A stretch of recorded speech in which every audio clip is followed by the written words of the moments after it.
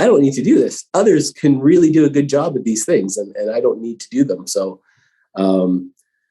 then I find like I'm just too busy. Like I can't even do anything, including the course, including the tasks on my Trello board. I can't find any time. I'm just sucked away on whatever's going on and feeling like I'm just too busy for the course potentially, or too busy for my to-do items. Identifying like when we lose a team member and hire a team member, like there's an opportunity here that we're only as good as the people we have. So every time we have an opportunity to hire a position, there's an opportunity for us to strengthen our team. And I feel like that's something that we kind of forget when there's large gaps between hiring people. But then when we do hire people and it goes really well, we realize like, wow, this actually makes everyone else's job easier when we hire great people. So again, just the greater than mantra, it's like it applies to everything across the whole company. Everything that we do, every action we take, if it can make everything better, that's what we want to be doing. And then I also get to the point, this is all in 1 week, but at the end of the week, I'm like, what do I even want? Like, what do I want to be doing? What do I want out of life? So that's like a really big question, like not specific to work, but just like overall, like at the end of the day, when I die, like, what do I want to do before then? I don't know. I have no idea really. I have thoughts, but I don't know. I guess I do also have lots of other things down here below. Oops, sorry. So this is just showing the huddle of sharing my journey at a point in time that really helped maybe with some people feeling like maybe I should drop out. But this is how Kyle's feeling. If Kyle feels that way, maybe it's okay that I feel that way too. And we're going at our own pace. And it's okay if some weeks you don't get very much progress, but other weeks things just kind of click. That's totally okay. Another week I felt like, okay, well, there was an article in the paper, and it's actually why we hired George the first time, was because we doubled our team overnight and we were servicing one client. And we started off with that client saying, I only have $500 for a logo and a website. Can you help me? It's like, yeah, okay, we'll get you started. And we just kept on building up this company. And this article in the paper last week said that they had the largest online pharmacy in the world. And we helped them do that, right? But we didn't make any money. They are like completely loaded. They made so much money, but we didn't make money. And this seems to keep on happening, where we have all these clients that we help them be successful and they get really successful, whether that's rich or other factors of how they might measure their success. But I feel like we're just on this hamster wheel. Like we're not really any further ahead than where we were 20 years ago. Like we're constantly just grinding and doing work for other people. And there's probably other things that we can do to help influence that for our betterment. So like we could probably price better. Maybe if we understood better what is the customer value, we could design our pricing strategy around the things that they value. We can communicate our value better, just like what happened today, like with this client of like having no idea what we're working on. But when I describe it in 5 minutes, they're blown away. It's like, wow, you did a lot of heavy lifting this week, but they had no clue otherwise. We could select our clients better, and we could also understand, I guess what I said is what those different customers would value the most. There was another experience where Donovan was like, okay, I am completely fed up with this account. I'm so busy. I can't get to anything. I'm not doing anything I enjoy. I really wish I could get rid of this account and just focus on the accounts that allow me to do the things that I like doing. So we had a meeting with that client. We did a Miro board. We did sticky notes of like, this is the way the account is right now. This is what we like. This is what we don't like. This is what we think you should do. This is what we want to be doing. And the client's like, yeah, let's change it. Let's do it so that we do all those things you don't like doing and that we bug you about all the time, that brings your day down, but they're operational. So let's move them to the operations side and let's let the agency focus on doing agency stuff that it likes to do and then it feels it's good at. So we had a good change from Donovan being really upset about this is not the way I want this account to be, or any account for that matter, to being like, oh, this actually feels optimistic now. George asked me to quantify what that could mean. So I also have like just a sample of some of the board that we built and went through the client with, We identified like, this is what the current account is like. This is all the stuff that we're doing. What do you want us to keep on doing? And what do you want us to maybe not worry about anymore? And I moved that off to the side. Developed a scenario of like how we're going to deliver on success and what those goals might be. And what's the rating of the service we've offered to them to date? And what ideas do they have on how we could improve? So they gave us a 7 out of 10. They also asked, why have you never asked us before? So I was like, yeah, we should ask you more often, like, how are we doing? How could we improve? Instead of it being once every 5 years we ask. And then we did all of the different things that we have budget line items on. And there's probably about 8 sections. So digital advertising is a section, and there's 1, 2, 3, 4, 5, 6 items, and so on and so on. So we have about 50 initiatives throughout the year. We went through all of it, said, okay, what do you want Vantage to do? What are we going to migrate to operations? What do you already do?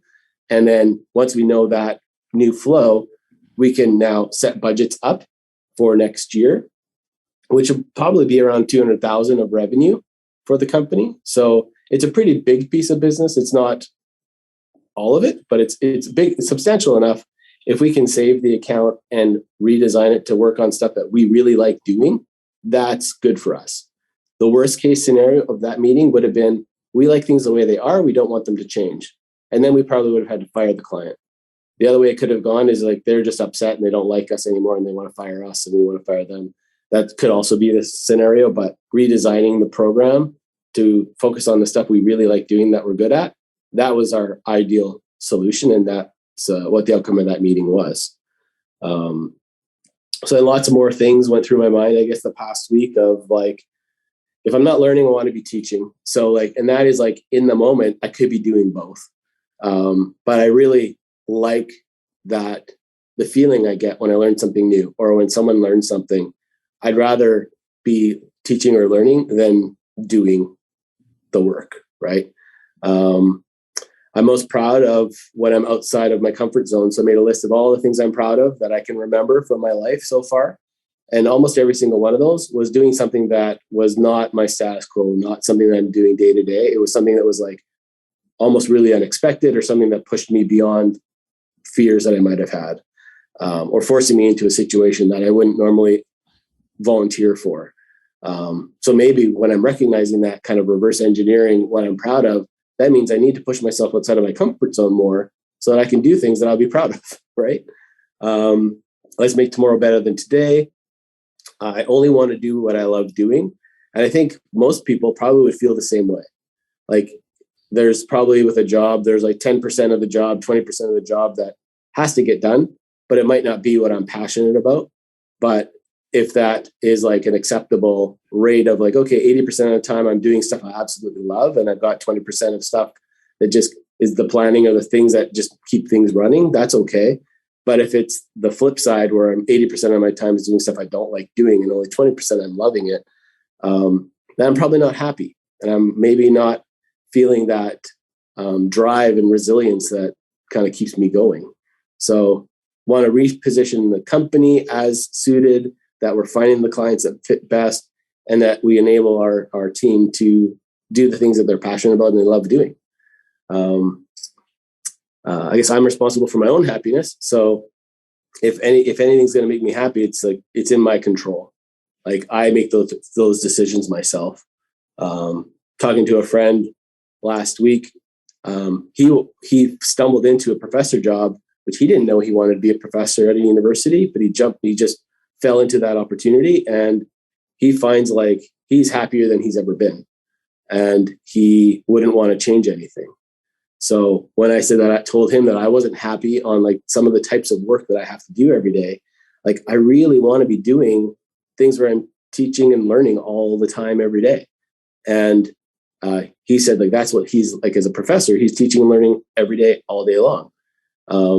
But when I'm doing things that we have other people that are passionate and great at doing those things, it'll allow me to focus on the things I like and get a lot of happiness out of. So again, it's every single person's responsible for their own happiness. And I think that there's an opportunity that there's a harmony amongst this team that we can all do what we love doing, all be focused on doing different things that all are orchestrated in a way that we're delivering value to customers that they can't do without us. and we can be the best at it. So, I mean, that's kind of an overview of all of this stuff. There's a couple of little weekly improvements that I've done. I'll just kind of highlight those two things so far real quick. This is the other one. Sorry. Where's the one small improvement tab? So that was just a flash of the routine that I'm building out, and every day I'm kind of changing that. I'm adding things or taking things away, but realizing that if I don't have a routine that I'm tracking things on a daily basis, I forget to do things. And the things that really are important, I want to focus on making sure I do those things. And the things that are less important, they'll end up getting pushed out. And that's what created more space, more time to do the things that were really important, that are either valued by other members of this team or valued by the customers or valued by my family. I want to make sure those things get a priority instead of taking a back seat like maybe they have in the past. And this should have loaded right away. I'll just mention the two. Let's see. Maybe it's going to work.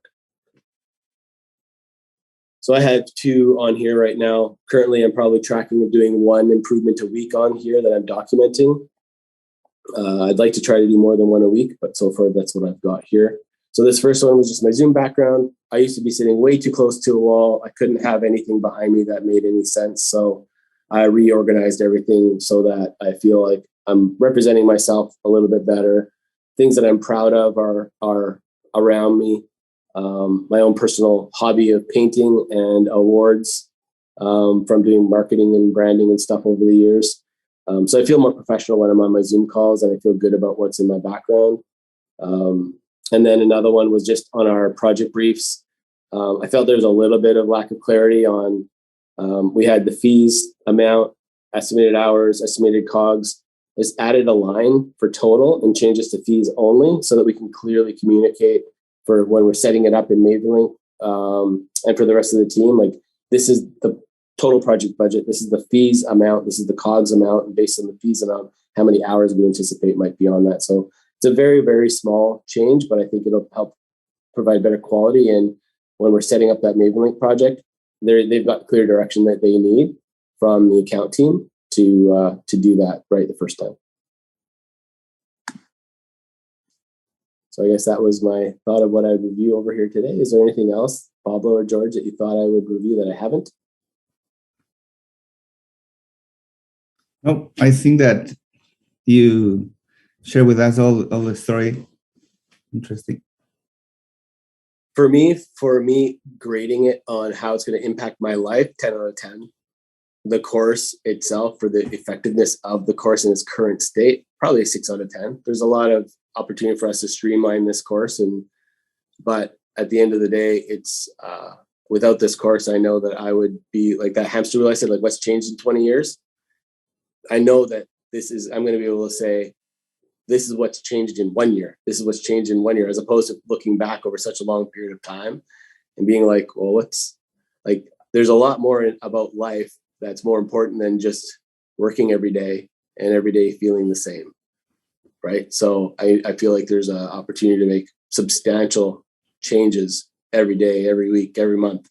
So when I look back over 1 year, I'd be like, wow, look at how far we've changed in 1 year. And I don't care again about like how big of an account was or how many awards are on the shelf. It's like, do we feel like we're learning every day and growing every day? And if that is a yes, then I'm super satisfied and excited about that. I think we're out of the time. There are people that have 11 sharp. So I think that this is a good moment to wrap up, since there's meetings already prearranged. Is there any questions or anything that you would like to ask before we close this meeting?